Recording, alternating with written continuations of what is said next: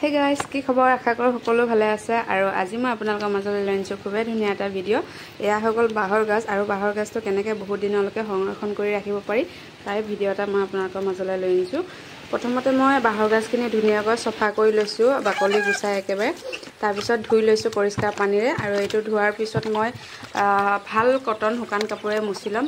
সবৰে আচাৰ থোৱা পদ্ধতিটো বেলেগ বেলেগ কিছুমানে পানী দি থয় কিছুমানে ভোট জলকীয়া দিও থয় এটো মই যেহেতু শুকানকে থম সেইকাৰণে আপোনালোকে মোৰ ভিডিঅ'টো প্লিজ স্কিপ নকৰাকৈ শেষলৈকে চাই থাকিব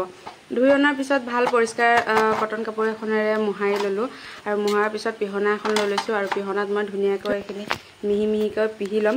তাৰ পিছত এখিনি মানে অকমান জিপজিপিয়া হৈ থাকে সেইকাৰণে মই অলপমান মানে চেপি তাৰ পানীটো পেলাই দিছো ভিডিঅ'টো দেখুৱাব নোৱাৰিলো আপোনালোকে এনেকা অকমান চেপি পানীটো পেলাই দিব তাৰ পিছত 10 মিনিটৰ কাৰণে ৰ'দত এনেকা মেলি দিব আৰু তাৰ পিছতে এনেকা বয়াম এটাত ভৰাই ৰাখি দিব বহুত দিনলৈকে কলাও নপৰে আৰু বস্তুটো বেয়াও নহয় এনেকা মানে কি বগাকে ভৰালে কি হয়